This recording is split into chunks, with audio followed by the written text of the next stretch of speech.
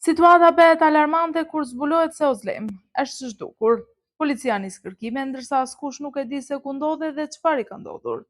Në mes të panikut, Nevin përballet me Kenanin dhe e fajson drejt për drejt për ngjarjen në të cilën ndodhet Ozlemi. Ajo i kujton se një natë më parë, Ozlemi ishte shkatëruar emocionalisht dhe se Kenani i kishte folur për divorcin. Kenan e mohon, por Nevin nuk të riqet dhe i kërkon të mbajë përgjegjësi për atë që mund të ketë ndodhur. Tensioni shpërthen kur Nevin i thot Kenanit se nëse Ozlemit i ndodh diçka, ai do të paguajë për këtë.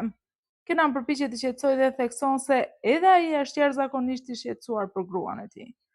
Por më pas, shfaqet një tjetër detaj më misterios. Handan tregon se Ozlemi e kishte telefonuar pak më parë dhe i kishte thënë vetëm një fjalë të çuditshme: "Ti fitove." Ajo nuk e kishte kuptuar se për çfarë po fliste Ozlemi, por tani këto fjalë marrin një tjetër kuptim. Çfarë ka dashur të thotë Ozlemi me "ti fitove"? A lidhet kjo me Handanin, Kenanin apo me diçka tjetër që askush nuk e di? Dhe mbi të gjitha, ku ndodhet Ozlemi? Policia po e kërkon. Familja është në panik dhe Kenani përballet me pyetje gjithnjë dhe më të rënda.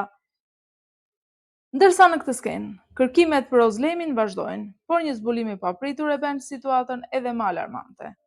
Kenani arrin në një vend të veçantë për të dhe Ozlemin, ku ata kishin kaluar momente të rëndësishme së bashku.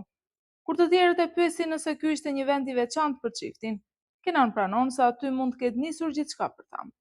Kjo ngre menjëherë dyshime se Ozlemi mund të ketë tentuar të shkonte pikërisht aty me makinë. Por më pas, shfaqet një provë që i trondit të gjithë. Ora e Ozlemit gjendet pranë një shkembi. Kenan e njeh menjëherë, sepse ishte pikërisht ai që ja kishte blerë. Frika rritet. A ka ardhur vërtet Ozlemi në këtë vend? Çfarë ka ndodhur me të? Dhe a mund të ketë ndodhur diçka e rëndë? Kenani përpiqet të ruajë qetësinë dhe beson se Ozlemi nuk do t'i bënte keq vetes. Por për një gjë është i sigurt, policia duhet të njoftohet menjëherë. Një orë e njohur pranë shkembit mund të jetë çelësi për të zbuluar fatin e Ozlemit. A është ajo ende aty pranë, apo ky zbulim do ta çojë kërkimin në një drejtim edhe më të frikshëm? Ozlemi më në fund gjendet dhe pas gjithë ankthit të krijuar nga zhdukja e saj, ajo përballet me fatin. Ajo shqetësohet për gjendjen e saj dhe përpiqet të kuptojë se çfarë ka ndodhur. Por Ozlemi nuk flet vetëm për atë që ka kaluar. Ajo hap zemrën dhe i tregon fatit për ëndrat që kishte pasur dikur për martesën dhe jetën që dëshironte të ndërthonte. Ajo kishte ëndërruar për fustanin e nusërisë, për kërcimin dhe mbi të gjitha për burrin me të cilin do të martohej.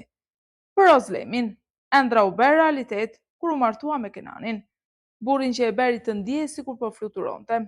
Por tani gjithçka ka ndryshuar. Ajo është e veten më shumë dhimbje dhe beson se të gjithë e gjykojnë për atë që ka bërë.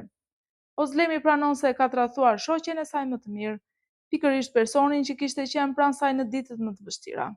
Për këtë arsye, ajo mendon se po paguan çmimin e veprimeve të saj dhe se e meriton gjithë dhimbjen që po përjeton. Por ajo pranon edhe një të vërtetë tjetër. E dinte që Kenani ishte një burr i martuar dhe se duhej të qëndronte larg tij. Megjithatë, sipas saj, Kenani ishte njeriu që ja kishte turbulluar mendjen dhe e kishte bërë të humbiste kontrollin mbi ndjenjat e saj. Fati përpiqet ta ndalojë që të fajsojë dhe të lëndojë veten nga shumë, por Ozlemi është zhytur thellë në pendes dhe faj. A do të mundet Ozlemi ta fal veten për tradhëtinë që kreu? Dhe a do të ketë edhe një mundësi për të rregulluar gjithçka që është shkatëruar? Pas gjithë tensionit të krijuar, Ozlem kthehet dhe familjarët përpiqen të kuptojnë gjendjen e saj. Shqetësimi është i madh, sidomos pasi makina e saj është marrë nga karotreci dhe tashmë duhet mendohet edhe për një makinë të re. E thënë kjo nga Kenani për të zbutur situatën. Në mes të gjithë kësaj, biseda merr një ktesë më të lehtë, por shqetësimi për Ozlemin bëhet i dukshëm. Të afërmit përpiqet ta mbrojnë dhe t'i qëndrojnë pranë, ndërsa ajo kërkon të mos trajtohet sikur nuk mund të kujdeset për veten. Por situata bëhet sërish emocionale kur një prej familjarëve e sheh dhe tregon se është merruar për të. Ozlemi përpiqet t'i qetësojë të gjithë dhe kërkon të mos e teprojnë me shqetësimin. Në fund, ata vendosin të shkojnë në shtëpi dhe të flasin më qartë për gjithçka që ka ndodhur. Pas zhdukjes, frika dhe gjithë tensionit, duket se Ozlemi tani duhet të përballet me pasojat e asaj që ka ndodhur. Ndërsa në këtë skenë, biseda mes vajzave merr një ktesë interesante kur në qendër të vëmendjes vjen Xhansu, gruaja që kohët e fundit është parë shpesh pranë Kenanit. Fillimisht flasin për Olçajin dhe për përpjekjet e saj për t'u përshtatur me jetën e re, por por papritur, Handan sjell një tjetër temë. Kush është gruaja me fustanin e bardhë që ka ardhur të kërkojë Ozlemin?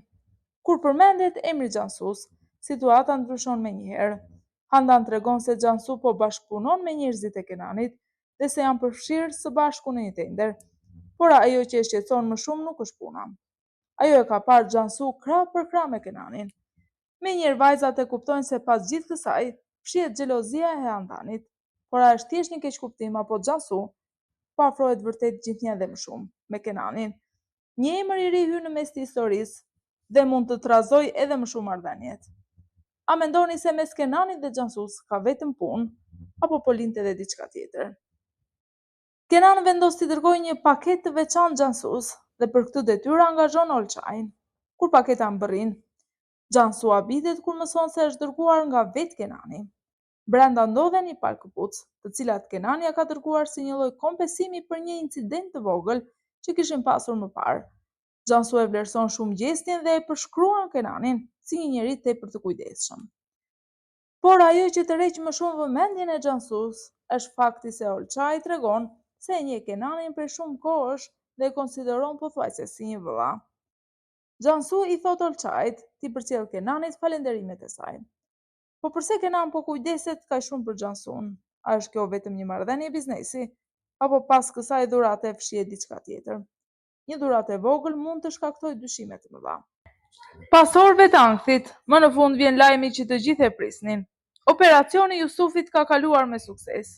Mjekja njofton Kenanin se pacienti është futur në reanimacion dhe tani duhet të qëndrojë në nënvëzhgim. Kenan falenderon mjekën, ndërsa Fadi e shpran tij.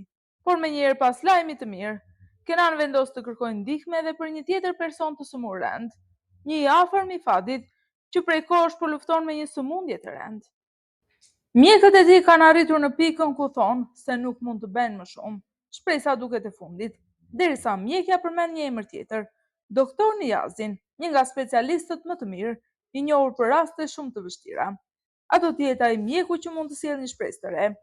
Kenan nuk dorëzohet dhe kërkon menjëherë një takim për të nisur trajtimin. Në këtë skenë, Kenan ndalonte një lule shitse dhe vendos të blej lule, por zgjedhja e tij i habit të gjithë. Mes trëndafilave, zambakëve dhe tulipanëve, ai kërkon diçka krejt tjetër, një buqet të madhe me margarita. Shitja habitet nga zgjedhja, ndërsa Fadi mendon se lulet mund të jenë për Ozlemin, por Kenani e sqaron menjëherë, këto lule nuk janë për Ozlemin. Pastaj ai ja jep buqetën Fadit dhe i kujton fjalët që ajo i kishte thënë dikur për margaritat. Ato rriten vetë, nuk ka nevojë për askënd dhe din të kujdesen për veten. Një detaj vogël, por që duket se ka një kuptim shumë të madh. A është kjo thjesht një dhuratë apo Kenan po përpiqet t'i tregojë Fadit se i ka mbajtur mend çdo fjalë? Ndërsa në këtë skenë të fundit, Olçai kthehet në shtëpi dhe Handani e pret duke e pyetur se si i shkoi dita e parë në punë. Olçai tregon se ende nuk ka arritur të kuptojë mirë punën, por një detaj i ka mbetur në mendje, një paketë shumë e rëndësishme që lidhet me Kenanin dhe Xhansun. Kur Handani dëgjon emrin e Xhansus, menjëherë bëhet kurioze. Olçai tregon se Kenani kishte dhënë udhëzime për një paketë që me sa duket i përkiste Xhansus, pasi ajo është partnere e re në biznes me të. Handan përpiqet të kuptojë se çfarë marrëdhënie ka Kenani me Xhansun dhe pse një paketë e saj ishte kaq e rëndësishme. Olçai pa e kuptuar se çfarë dyshimesh po krijon, tregon gjithçka që di. A është vërtet një çështje pune mes Kenanit dhe Xhansus, apo Handani ka arsye të shqetësohet?